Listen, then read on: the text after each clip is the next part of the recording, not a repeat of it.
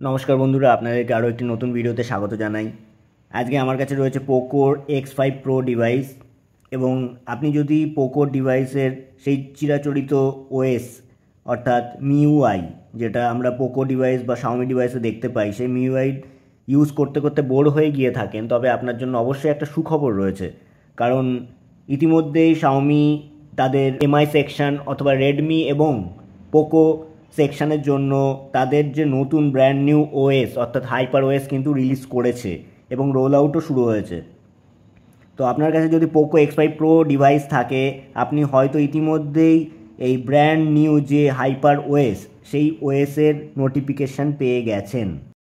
পোকোর X5 Proতে কিন্তু অনেক ডিভাইসেই আপডেটের নোটিফিকেশান কিন্তু আসছে না। সেক্ষেত্রে আপনাকে ম্যানুয়ালি সেটিংসে গিয়ে আপনাকে একবার দেখে নিতে হবে সেখানে কোনো নতুন আপডেট দেখা যাচ্ছে কিনা।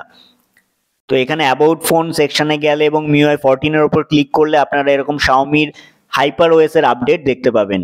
এই আপডেটটি এখানে ডাউনলোড সাইজ আমার পোকো X5 Proতে 4.8 GB, অর্থাৎ বুঝতেই পারছেন বেশ বড় একটি আপডেট। তো এই আপডেটটি আপনারা এখান থেকে ডাউনলোড করে নেবেন।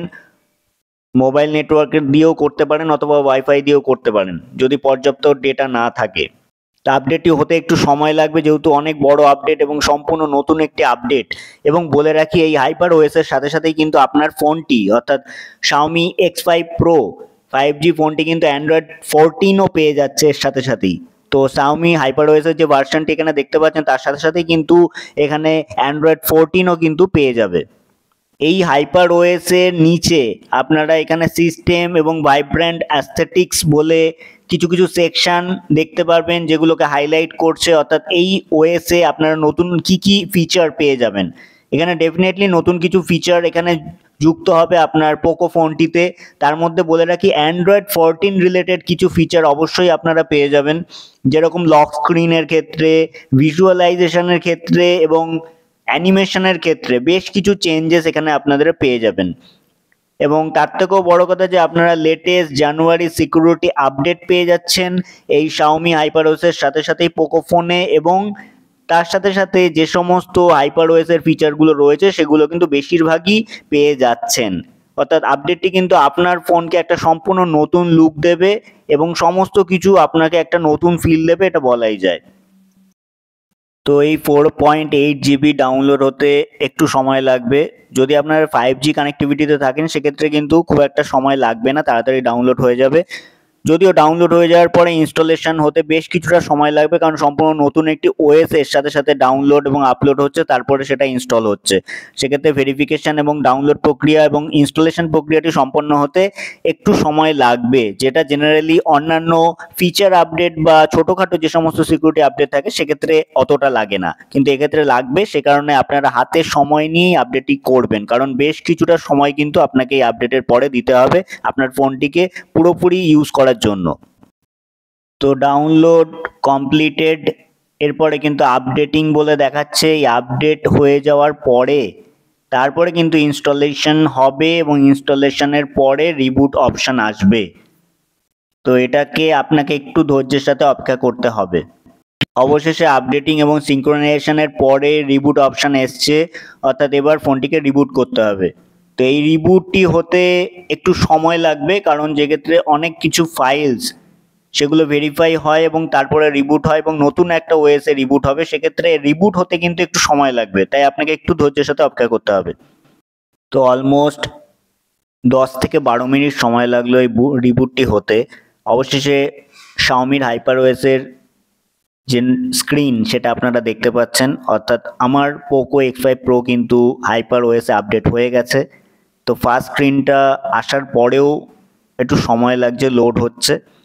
5 মিনিট পরে অবশেষে ফোনটি রিবুট হলো, এবং এখানে আপনারা দেখতে পাচ্ছেন ফার্স্ট টাইম আমাকে পিন দিয়ে লগ ইন করে নিতে হচ্ছে, এবং ফার্স্ট টাইম যেটা শাওমির হাইপার ওএসের স্ক্রিন আপনারা পোকো X5 Proতে দেখতে পাচ্ছেন। তো এখানে ওয়েলকাম স্ক্রিন এবং হোম স্ক্রিনে সেরকম কিছু পরিবর্তন দেখছি না, যদিও ভিতরে অনেক কিছু পরিবর্তন এখানে হয়েছে, সেগুলো আস্তে আস্তে আপনাকে বলছি। এইভাবে যদি আমরা সোয়াইপ ডাউন করি সেক্ষেত্রে সম্পূর্ণ নতুন একটি নোটিফিকেশন স্ক্রিন আমরা দেখতে পাচ্ছি যেখানে নোটিফিকেশন শর্টকাটগুলো থাকে। তো এইখানে সম্পূর্ণ নতুন আইকন স্টাইলের সাথে একটা নতুন নোটিফিকেশন স্ক্রিন বা প্যানেল আমরা যাই বলি, সেটা কিন্তু এই HyperOS আপডেটের পরে এখানে আমার Xiaomi যেটা পোকোর X5 Pro ফোনে দেখা যাচ্ছে। এবার এখান থেকে যদি আমরা সেটিংসে চলে যাই, সেটিংসে গিয়ে আপনাকে দেখাচ্ছি, এটা সেটিংসটা লোড হতে একটু সময় নিচ্ছে। তো এটা এখানে দেখতেই পাচ্ছেন এই যে আইকন স্টাইলগুলো কিন্তু চেঞ্জ হয়ে গেছে আপডেটের পরে। অ্যাবাউট ফোন সেকশনে গেলে এখানে কিন্তু Xiaomiর HyperOS এর যে বিল্ড নাম্বার সেটা দেখতে পাচ্ছেন, এবং এইভাবে কিন্তু নতুন HyperOS এখানে চলে এসেছে, অর্থাৎ MIUI 14 এর জায়গায় এখানে HyperOS দেখতে পারবেন। তার সাথে সাথে অ্যান্ড্রয়েড ভার্সন, যেটা সব থেকে গুরুত্বপূর্ণ, অ্যান্ড্রয়েড 14 কিন্তু এখানে চলে এসেছে, অর্থাৎ ব্র্যান্ড নিউ অ্যান্ড্রয়েড 14 আপনারা পেয়ে যাবেন এই HyperOS আপডেটের সাথে সাথে। এছাড়া অ্যান্ড্রয়েডের সিকিউরিটি প্যাচ, জানুয়ারি মাসের সিকিউরিটি প্যাচও কিন্তু এই HyperOS আপডেটের সাথে সাথেই আপনারা পেয়ে যাবেন। ওভারঅল ফাংশনালিটির দিক থেকে বলতে গেলে এখনো পর্যন্ত ঠিকঠাকভাবেই কাজ করছে, যদিও ডায়ালারটি ওপেনিং করলে বা মেসেজ অ্যাপটি যদি আমি ওপেনিং করি, যেগুলো ইনবিল্ট অ্যাপ, সেগুলো কিন্তু আগের থেকে একটু স্লো লোড হচ্ছে, অর্থাৎ অ্যানিমেশনের ক্ষেত্রে কিন্তু একটু চেঞ্জেস এসছে। সেটা গুগল ক্রোমই ওপেন করুন বা ক্যামেরা ওপেন করুন, এটা স্লো বলা যাবে না, এটা অ্যানিমেশনের যে ডিলেটা সেটা হয়তো একটু বাড়িয়ে দিয়েছে। তো এছাড়া অন্যান্য ফাংশনালিটি এখনো পর্যন্ত ঠিকঠাকভাবেই কাজ করছে। সম্পূর্ণ নতুন একটি নোটিফিকেশন প্যানেলের পাশাপাশি এখানে ওয়ালপেপার সেকশনেও বেশ কিছু পরিবর্তন করা হয়েছে।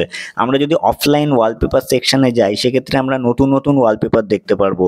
বিভিন্ন লাইট এবং ডার্ক শেডের বিভিন্ন ওয়ালপেপার এখানে আপনারা দেখতে পারবেন, যেগুলোকে আপনারা ওয়ালপেপার হিসাবে এবং লক স্ক্রিন হিসাবে সেট করতে পারেন আপনাদের পছন্দ মতো।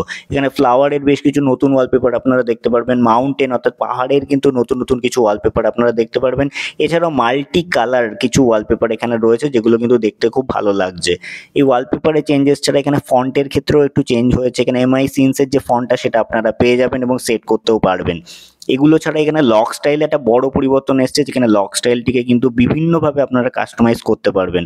সম্পূর্ণ নতুন এই অ্যাডটি কিন্তু এখানে এই HyperOS আপনারা দেখতে পারবেন, যে আমাদের ক্লাসিক সেকশনে 8টি নতুন ওয়ালপেপার স্টাইল রয়েছে, লক স্ক্রিন স্টাইল রয়েছে, যেগুলোকে আপনারা আপনাদের পছন্দ মতো কাস্টমাইজ করতে পারবেন, যার ফন্ট এবং কালার সবগুলোই কিন্তু কাস্টমাইজ করতে পারবেন। এরপরে যদি আমরা ক্লাসিকের পরে দেখি, রম্বাস বলে একটা সেকশন করেছে, যেখানে ফ্লাওয়ারের কিছু ছবি রয়েছে, তার সাথে সাথে প্রতিটি কিন্তু লক স্ক্রিন স্টাইলটা নতুন নতুন রয়েছে। তো এখানে লক স্ক্রিন স্টাইলটা কিন্তু এইভাবে আপনারা চেঞ্জ করতে পারবেন। এবং ম্যাগাজিন সেকশনেও কিন্তু এখানে একটা ব্যাকগ্রাউন্ড ব্লার এফেক্ট রয়েছে, এবং তার সাথে সাথে 8টা নতুন লক স্ক্রিন স্টাইল এখানে আপনারা পেয়ে যাবেন। তো এইগুলোর সাথে সাথে আপনারা যখনই কাস্টমাইজ বাটনে ক্লিক করবেন, সেখানে আরও বেশ কিছু কাস্টমাইজেশনের অপশান আপনারা পেয়ে যাচ্ছেন, অর্থাৎ অরিজিনাল, রাবড, রিপড, প্রিজম, ওয়েভস, এরকম বিভিন্ন রকমের চেঞ্জেস কিন্তু এখানে আপনারা করতে পারবেন, এবং ম্যাটি এফেক্টেরও একটা চেঞ্জ এখানে আপনারা করতে পারবেন।